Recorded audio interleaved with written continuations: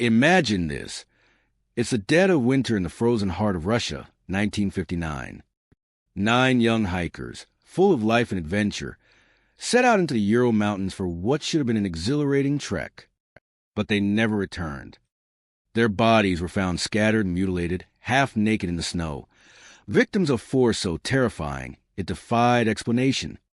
Was it an avalanche? A bear attack? Or something far more sinister, like a government cover-up, aliens, or even the supernatural? Welcome to the Dyatlov Pass Incident, the mystery that still haunts Russia and chills the world. Buckle up, because what you're about to hear isn't just a story. It's a riddle wrapped in ice, and we're about to unravel it. To understand the terror, we have to go back to the beginning. Narrator, to understand the terror, we have to go back to the beginning. In January 1959, a group of 10 hikers from the Ural Polytechnical Institute in Sverdlovsk, now Ekaterinburg, embarked on a grueling ski expedition. Led by Igor Dyatlov, a 23-year-old engineering student, the team included 8 others.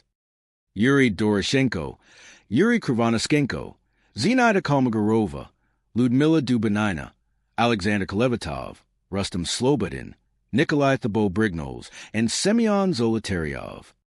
They were seasoned adventurers, but this trip was ambitious, a 300-kilometer trek to the northern Urals, rated Category 3 in difficulty, meaning it was no walk in the park.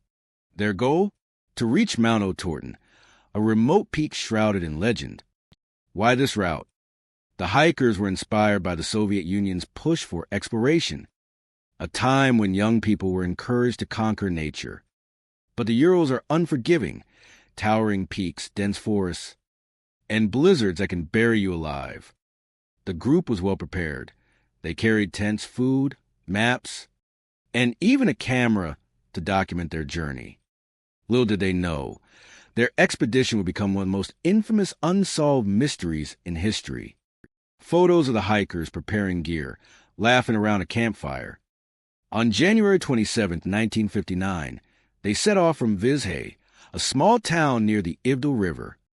The first leg was routine, skiing through snowy trails, setting up camps, and enjoying the camaraderie. Diaries from the group paint a picture of optimism. Yuri Doroshenko wrote about the beautiful, untouched nature and the thrill of the challenge. But as they ventured deeper, the weather turned hostile. By February 1st, they reached the base of Kolitsykel, a Mansi word meaning dead mountain, a name that now feels eerily prophetic. They pitched their tent on the slopes, about 1,000 meters up. It was a strategic spot, sheltered from the wind, but exposed to the elements. That night, a storm raged. Winds howled at 20 to 30 meters per second. Temperatures plummeted to minus 30 degrees Celsius. Inside the tent, the hikers huddled for warmth. But something went horribly wrong.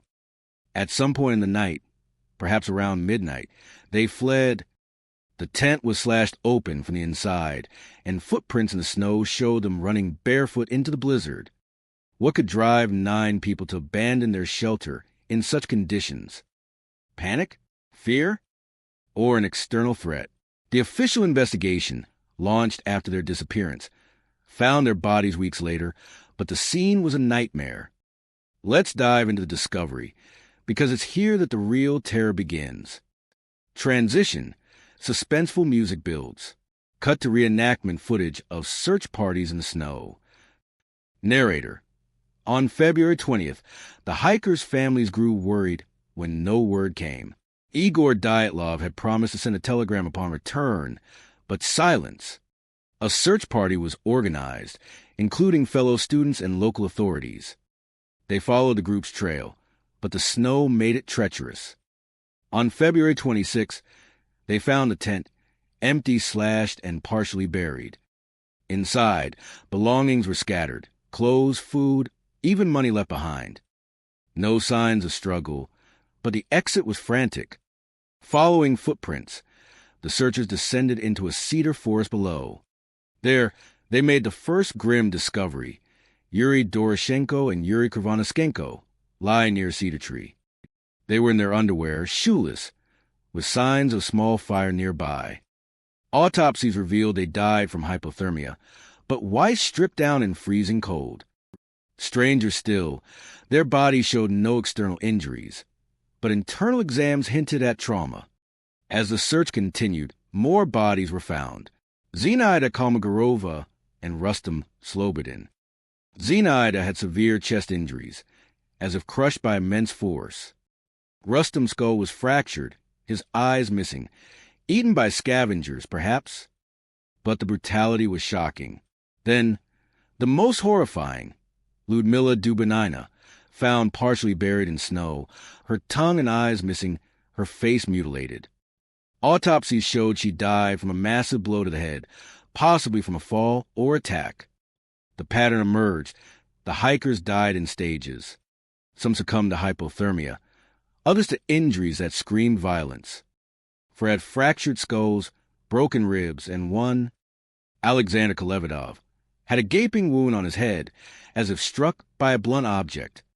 Nikolai Thibault-Brignoles and Semyon Zolotaryov were found last in a stream bed with severe injuries. Semyon, the oldest at 38, had a crushed chest and missing tissue from his face. But here's the kicker. No blood in the snow, no drag marks, no animal tracks. And the radiation? Some clothing tested positive for elevated radiation levels. Unexplained in the 1950s. Was this a nuclear test gone wrong? A military experiment? Or something extraterrestrial? And Monsey locals spoke of fireballs and ancient curses on the mountain. Cliffhanger, music crescendos. Screen fades to black with text. What force could do this? Part 2 reveals the investigations. Narrator. The Dyatlov Pass mystery isn't just about death. It's about what humanity fears most. The unknown.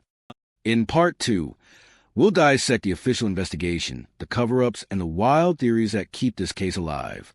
Stay tuned, because the truth might be closer than you think. The Dyatlov Pass bodies were found, but the truth? It was buried deeper than the snow. The lead investigators are still piecing together the events surrounding the tragic incident. Now, let's peel back the layers of the official investigation, a probe shrouded in secrecy, contradictions, and whispers of conspiracy. Was it really an avalanche, as the Soviets claimed? Or was something darker at play? Let's investigate. Narrator. The search wrapped up on March 5, 1959, with all 9 bodies recovered. But the autopsy reports? They were sealed for decades, only declassified in the 1990s. Led by Lev Ivanov, a prosecutor from the Ivdel district, the investigation was thorough on the surface. Photographs, measurements, interviews with locals. Ivanov concluded it was an unknown compelling force that caused the panic, leading to hypothermia and injuries from a possible avalanche or katabatic wind. But cracks appeared immediately. Why were the bodies so scattered? The tent was 1.5 kilometers from the cedar forest where the first victims fell. Footprints showed the group running in different directions. Some barefoot, some in socks. And that tent slit? It was cut from the inside, suggesting they fled in terror, not from an external attack. Ivanov noted no signs of struggle inside, but the haste was undeniable. Eyewitness accounts added fuel. A Monsey hunter named Yuri Yudin, who turned back early due to illness, who reported the group was in good spirits. But locals spoke of strange lights, orange spheres hovering over the mountain on the night of February 1st to 2nd. One witness, a geologist, saw a similar phenomena weeks later. Were these military flares, ball lightning, or something otherworldly? Narrator. The radiation anomaly? That's where it gets weirder. In 1990, when the files were reopened, clothing from the hikers tested positive for radioactive contamination, levels higher than normal but not lethal. Some speculated it was from a secret Soviet nuclear test in the region. The Urals were a hot spot for military activity. Nearby was the Mayak nuclear facility, site of a 1957 disaster. Did the hikers stumble into a test zone? Were they exposed to fallout? The Soviet government moved fast to shut it down. The case was closed in May 1959, ruled an avalanche. Families were told to grieve quietly. No public outcry. But why the secrecy? In the Cold War era, admitting a mystery could expose vulnerabilities. And the injuries? Autopsies showed blunt force trauma inconsistent with snowslides. Zenaida's chest was crushed, Ludmila's face mutilated post-mortem by scavengers, but the force on others suggested human-like blows or falls from height. Enter the theories. Avalanche?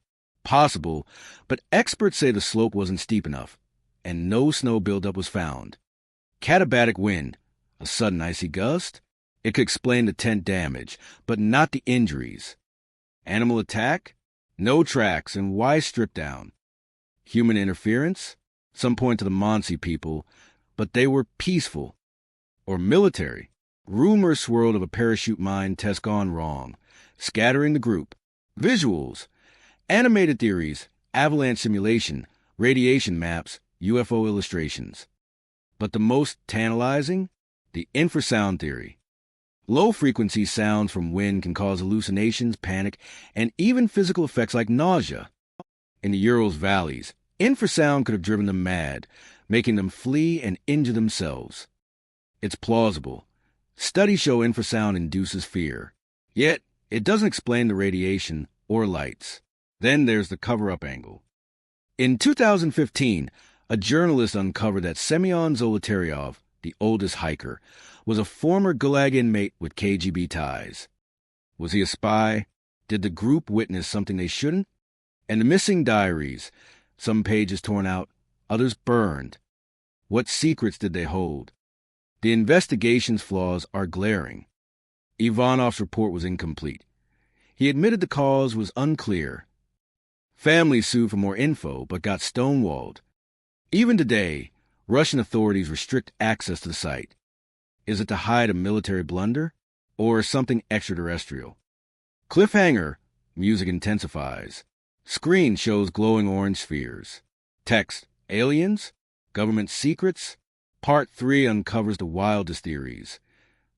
Narrator, the Dyatlov mystery isn't fading. It's evolving.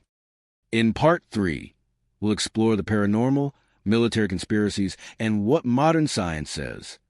Could the answer be out of this world? Stay with us, because the terror is just beginning. We've uncovered the investigation's secrets in the first theories, but now we're venturing into the abyss. The Dyatlov Pass isn't just a cold case. It's a magnet for the bizarre. In Part 2, we saw the cover-ups and radiation riddles. But what if the truth is beyond our world? Buckle up as we explore the wildest theories, aliens, government plots, and cutting-edge science that could rewrite history. Let's start with the extraterrestrial angle, the one that sends shivers down spines. Eyewitnesses reported glowing orange spheres in the sky on February 1st to 2nd, 1959. Some described them as fireballs or meteors, but others swear they hovered intelligently.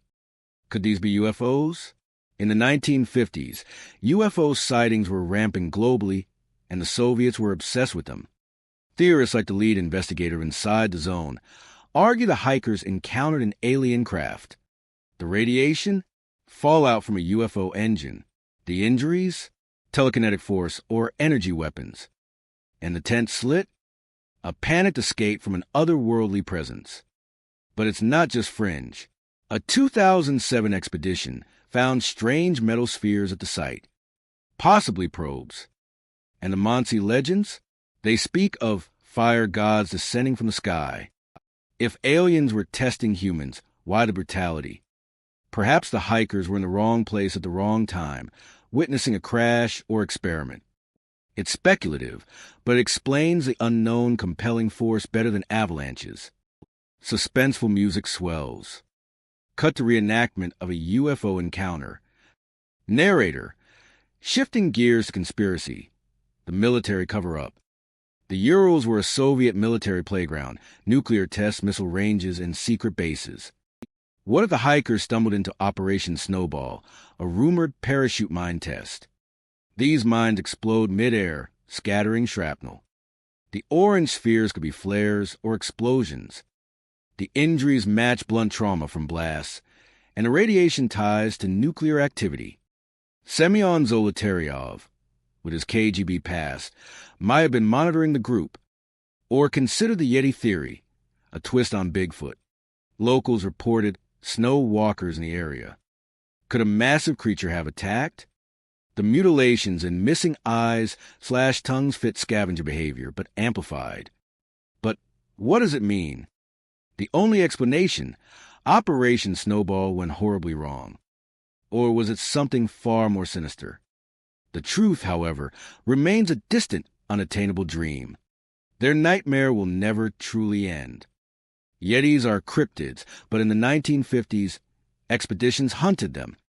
If real, it could explain the group's terror. Then there's the paranormal, curses and spirits.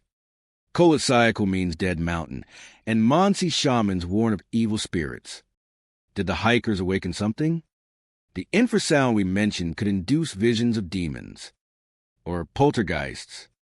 The tent damage and scattered belongings scream supernatural intervention.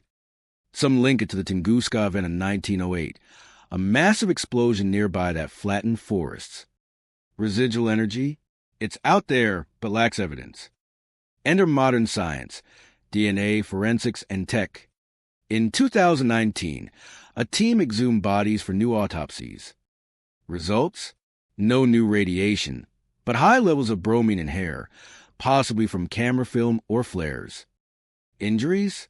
Consistent with falls and hypothermia, but some skulls show explosive fractures, like from rapid pressure changes. Could be a slab avalanche, a rare, invisible slide that traps air and causes blasts? Or the paradoxical undressing phenomenon. In extreme cold, hypothermia victims strip due to confused nerves. That explains the unaware-clad bodies. Add katabatic winds, sudden gusts that can knock you down, and you have a natural explanation. But why the radiation spike in old tests? Contamination from handling. A 2020 study by scientists proposed a slush avalanche, wet snow under dry layers, triggered by the storm. The most chilling? The military test with infrasound. Soviets experimented with sonic weapons. Combine that with lights from tests, and boom, panic, injuries cover up. Cliffhanger, music crescendos. Screen shows a ticking clock, then a question mark. Is the truth buried? Part 4 reveals survivor stories and new evidence.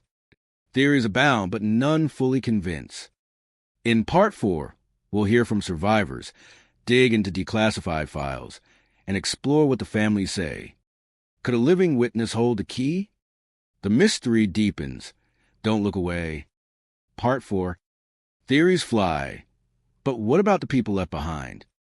The Dyatlov Pass horror isn't just facts, it's heartbreak. In Part 3, we chased aliens and conspiracies. Now, we turn to the survivors, the families, and bombshell evidence that could crack this ice. Who lived to tell? What secrets did they uncover? Let's listen to the echoes of the lost. Family photos, interviews with descendants, acted or archival, maps of expeditions. Narrator, start with Yuri Yudin, the 10th hiker who turned back. Ill with rheumatism, he left the group on January 28, 1959, and survived. In interviews, he described the team as joyful and prepared. No premonitions, no warnings. But he heard rumors post-discovery. The tent was like a bomb went off inside. Yudin lived until 2013, haunted by guilt. I should have stayed, he said. His account rules out internal conflict. The group was united. Then the searchers' tales. Igor Alexeyev, a student rescuer, recalled the stench of decay and the eerie silence. Bodies everywhere, like they'd been thrown. He found Ludmila's body, noting her missing features, attributed to animals, but he wondered aloud. What animal eats eyes and tongue first? Alexeyev's 2018 book, The Dyatlov Group, The Truth, pushes for a military cover-up, citing his own suppressed findings. Families? Devastated. Igor's father, Boris, fought for years to reopen the case. In 1967, he wrote to authorities demanding answers. My son wasn't reckless, he insisted. Zenaida's sister, Rima, shared diaries revealing Zenaida's excitement but also fatigue. She wrote of strange dreams, lights in the sky. Rima believes in the UFO theory, fueled by her sister's sketches of glowing orbs. Suspenseful music rises. Cut to reenactment of family interviews. New evidence? In 2015, a journalist obtained declassified KGB files. They mention special operations in the Urals, but no direct link. Yet, a 2019 exhumation revealed something shocking. High levels of strontium, 90 in bones, a radioactive isotope from nuclear fallout. Not from 1959 tests, but possibly earlier exposure. Did the hikers pass through contaminated zones? Or was it deliberate? Photographs on the site show anomalies. A figure in the background of one tent photo, dubbed the Dyatlov Man.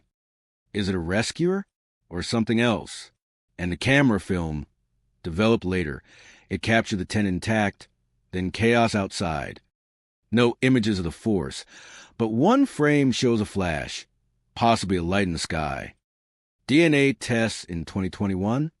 They confirmed identities but found no foreign DNA on bodies, no animal or human attackers. Injuries?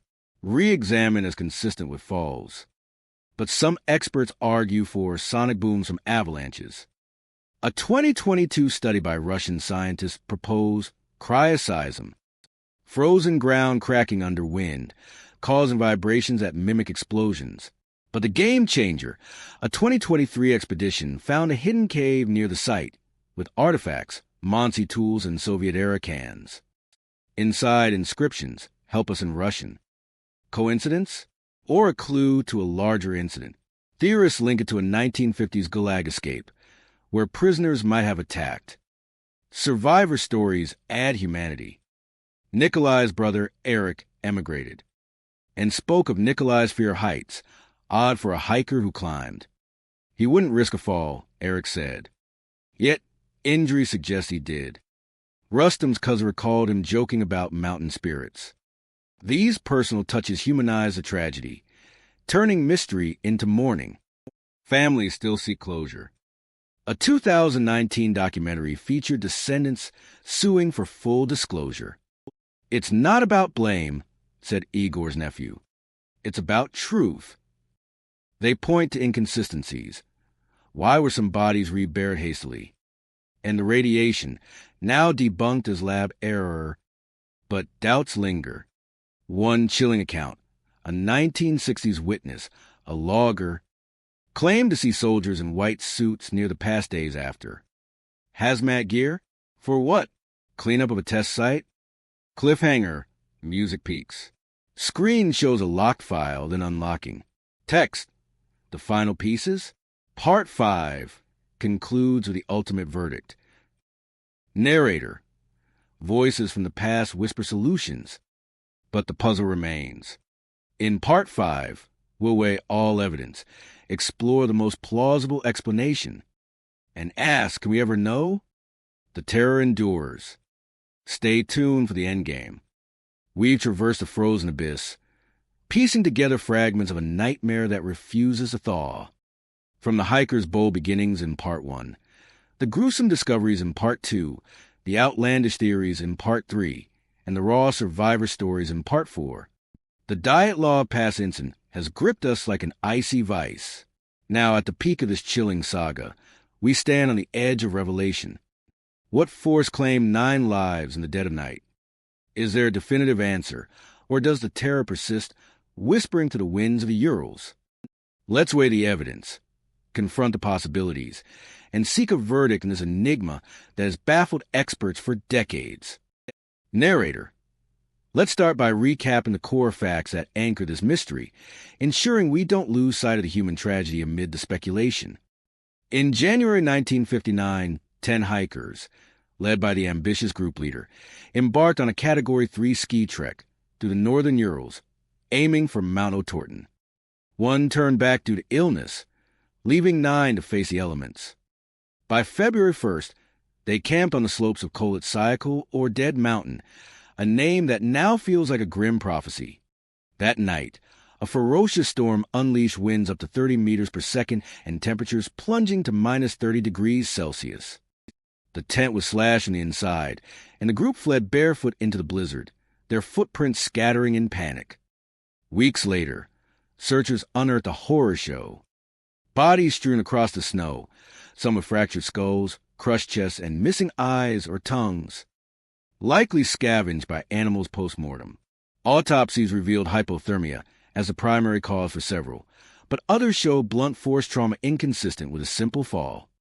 Radiation on clothing, orange spheres in the sky reported by witnesses, and no signs of external attackers painted a picture of something inexplicable. The Soviet investigation, led by prosecutor Lev Ivanov, hastily concluded an avalanche, but the case was sealed, fueling generations of doubt.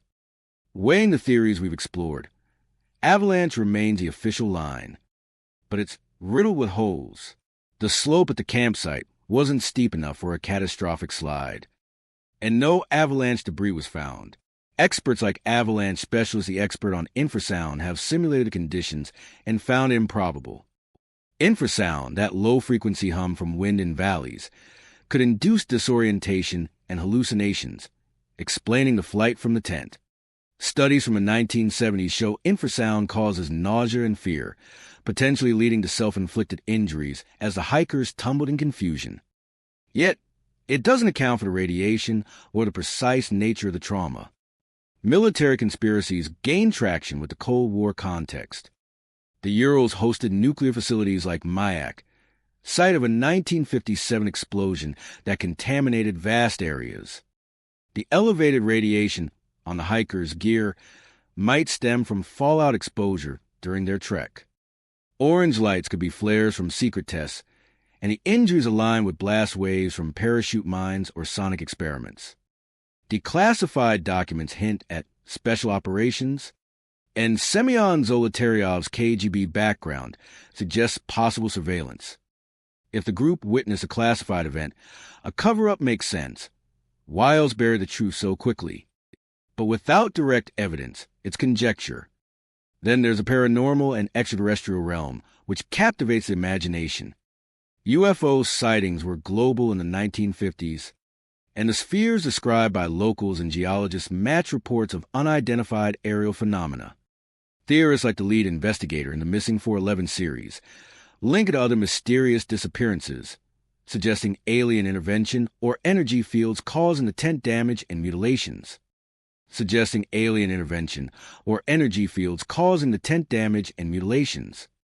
The Dyatlov man figure in the photo adds intrigue. Was it a rescuer or something otherworldly? Mansi legends of fire gods and spirits on the mountain lend cultural weight. Infrasound could amplify supernatural fears. Yet, without physical proof like crash debris, it remains speculative.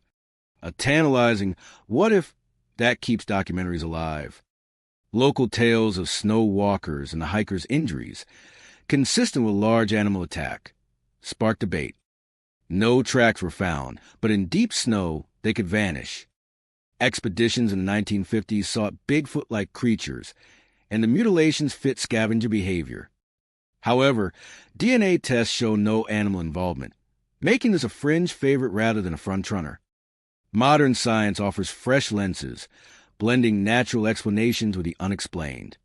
The 2019 exhumation and DNA analysis confirmed no foreign DNA, ruling out attackers, but revealed strontium, 90 in bones, likely from nuclear contamination, not a direct cause. Paradoxical undressing, where hypothermia victims strip due to nerve confusion, explains the half-naked bodies. Combine it with katabatic winds, sudden, icy gusts that can hurl people, and you have a recipe for chaos. A 2022 Russian study proposed cryoseism, where freezing ground cracks under wind creating vibrations that mimic explosions and cause fractures that matches the injuries and spread supported by simulations, but skeptics argue the site lacked the right snow layers. Still, it bridges natural disaster with brutality. perhaps amplified by infrasound-induced panic. Yet the human cost looms largest, reminding us this isn't just a puzzle. It's a profound loss. The hikers were vibrant souls. Igor, the leader with fiancée waiting. Zinaida, a poet and athlete. Yuri Doroshenko, a jokester who sketched cartoons. Their diaries brim with optimism, notes on the majestic landscape. Igor's father, Boris, campaigned tirelessly, writing letters at Echo. They were prepared. Something unnatural happened. Rima Kolmogorova, Zinaida's sister, treasured sketches of glowing lights, fueling her belief in the unknown. Yuri Yudin, the survivor, carried lifelong guilt, telling interviewers in 2007, "I dream of them running in the snow, calling for help." Searchers like Igor Alexeyev, who found Ludmila's body, described the scene as a battlefield without a war.